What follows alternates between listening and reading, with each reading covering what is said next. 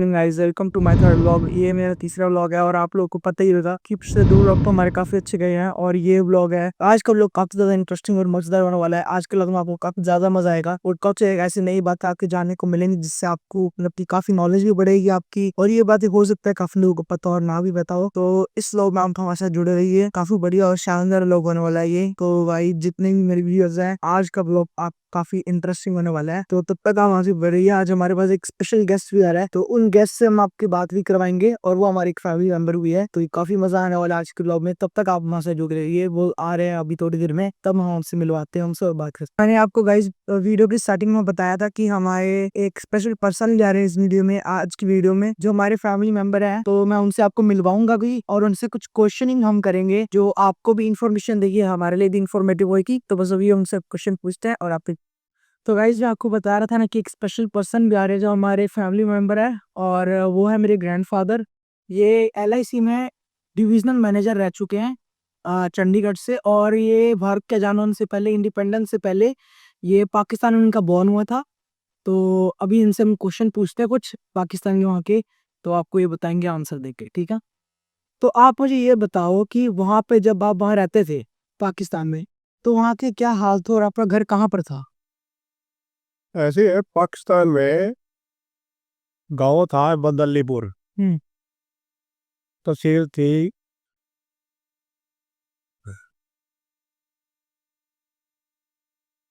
उसी मुल्तान डिस्ट्रिक्ट में आता है। और उसमें ये गांव था। उस गांव में हम रहते थे। मेरी उम्र उस टाइम 1947 के पहले मेरी उम्र 7-8 साल की थी सारी। लेकिन हालात बड़े अच्छे थे। लोग हिंदू मुस्लिम आपस में भाई भाई की तरह रहते थे। कोई लड़ाई झगड़ा कुछ नहीं था। हर रिश्ते में एक दूसरे के साथ देते थे। लेकिन 1947 में जब पार्टीशन हुआ तो हिंदू और मुसलमान आपके आपस में दुश्मन बन गए और मार कुटाई हो गई हिंदुस्तान में, पाकिस्तान में, सारे पासे। एक दफा शाम को मैसेज मिला गांव में कि रात को मुसलमान इस गांव को मारने वाले हैं। तो सारे जितने हिंदू थे उस गांव में, बदलीपुर में, वो मुसलमान कुछ 7 दिन से बनी हुई थी, उनके घर रात को चले गए। रात वहाँ रहे। हमारे पास काफ़ी बड़ी पेट वो थी, गोदरेज की अलमारी थी, सब कुछ उसमें था। और जब वो आए तो अलमारी को सारी रात तोड़ते रहे। अल्टीमेटली वो सारा सामान तून सब ले गए। हमने जो कपड़े पहने हुए थे वही उसी के साथ हम मुसलमानों के घर में रात को ठहरे। दूसरे दिन ये इन्होंने डिसाइड किया कि आप यहाँ से शिफ्ट करके और चलो कहीं। तो वहाँ तहसील थी उसमें जाने लगे। तो रास्ते में मुसलमानों ने चारों तरफ से घेरा डाल लिया हिंदुओं को। और सबके पास हथियार थे। किसी को तलवार थी, किसी को गंडासा था, किसी को कुछ था। इनको मारेंगे सारों को। लेकिन एक मुजाना था हमारी ज़मीन का। हमारी ज़मीन काफ़ी थी वहाँ पर। तो उस वो आ गया, उसने देखा भी ये भी बीच में है।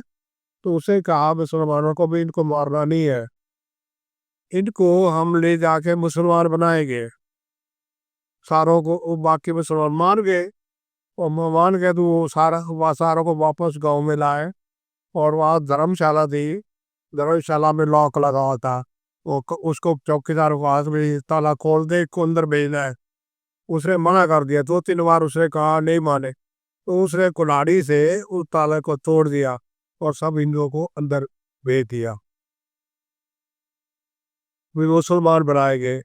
दूसरे दिन मिलिट्री आ गई और मिलिट्री ने हमें लेके अम्बाला के लिए ट्रेन में बिठा दिया। अच्छा, फिर हम अम्बाला आ गए। अम्बाला से कुरुक्षेत्र आ गए जहाँ पर कैंप बने हुए थे बहुत ज़्यादा। और जितने शरारती वहाँ से आए थे वह कैंपों में ठहरे। कैंपों में सब फ्री, खाना पीना सब फ्री। मुझे याद है कि टमाटर के केनी होती थी ना, तो वो सभी को एक एक करके बांट देते थे। वो खा लेते थे सब। चलता रहा प्रोग्राम। गवर्नमेंट ने कहा कहीं ना कहीं सेटल हो जाओ भाई, तो हमने क्या डिसाइड किया कि लाडवा पिपली से कोई 10-15 किलो दूर है, वहाँ चले गए। वहाँ रहने लग गए। भाई कोई कुछ करता था, भाई कुछ करता था। फादर जो था वो बिजनेसमैन था, वो दुकानदारी करने लग गया। मैं वहाँ पढ़ना शुरू कर दिया। मैंने मेरे से पूछा क्या करना है, मैंने कहा पढ़ना है मैंने। तो मैं पढ़ने लग गया। अच्छा। पढ़ता रहा, और उस टाइम लाइट तो होती नहीं थी। वो लैंप लैंप रखे होते थे, उसके ऊपर दिया रखो, उसके नीचे बैठ के पढ़ते थे।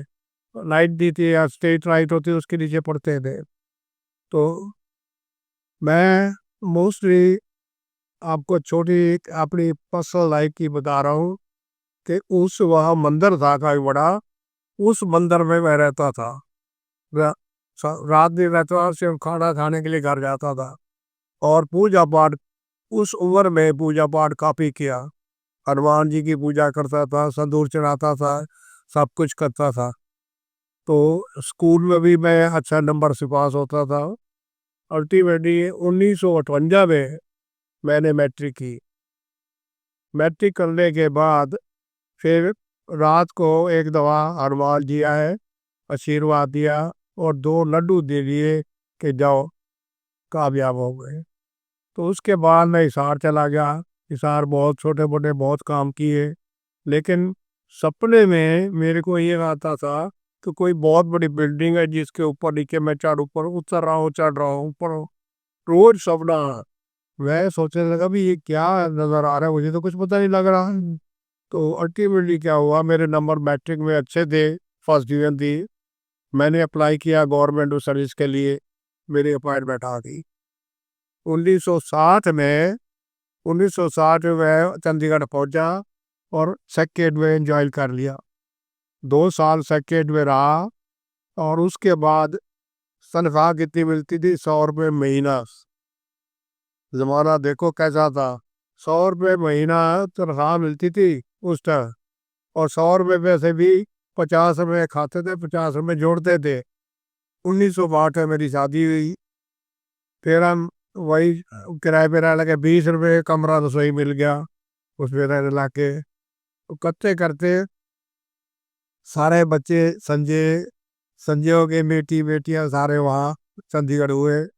उसके बाद मैंने 1962 में LIC में टेस्ट दिया, और टेस्ट देने के बाद मैं रिजल्ट आया तो सेकंड आया रिजल्ट में। उन्होंने मुझे ऑफर कर दिया अपॉइंटमेंट कि आप ज्वाइन कर लो, और 1 महीने की तनख्वाह जमा करा के आ जाओ। उसमें उस टाइम मिलती थी 142 रुपये LIC में। चंडीगढ़ में ज्वाइन किया, और करते करते ईश्वर की कृपा से, हनुमान जी की कृपा से मैं छोटी पोस्ट से डिवीजनल मैनेजर तक रिटायर हुआ। और हिमाचल, हरियाणा, पंजाब, ये लॉन्स स्पीति तक मैंने सारा कवर किया, और लोगों को ऑनेस्टली और सिंसियरली हेल्प करता रहा। और ईश्वर ने मेरी मदद की, जिससे मेरा सारा परिवार सेटल हो गया, और मेरे बच्चे सारे सेटल हो गए। मेरी भी उम्र अब 85 साल है। चलो ईश्वर ने मुझे कुछ की दिया है। तो इसके साथ मैं कह रहा हूँ कि सब सब लोगों से मेरी विनती है कि परमात्मा बहुत कुछ देता है अगर देना चाहे तो, लेकिन मांगने से नहीं देता, आपकी ईमानदारी और कर्म से देता है। अगर हम ये सोचे कि सब इंसानियत के नाते सीधे चलते रहे तो परमात्मा दे देता है। तो गाइस अब आपको पता ही है, अभी थोड़ी देर पहले हमें मेरे दादू से बात करी थी। उन्होंने काफी इन्फॉर्मेटिव मतलब की नॉलेज दी हमको कि वहाँ पे कैसा कैसा था क्या था। तो अभी आपको भी इन्फॉर्मेशन मिली और मेरे को भी। तो आज का व्लॉग यहीं तक है। आज का व्लॉग यहाँ खत्म करते हैं, और इस चैनल को लाइक सब्सक्राइब और फॉलो करें। आज के लिए बस इतना ही। कल मिलते हैं नेक्स्ट व्लॉग के साथ। Thank you.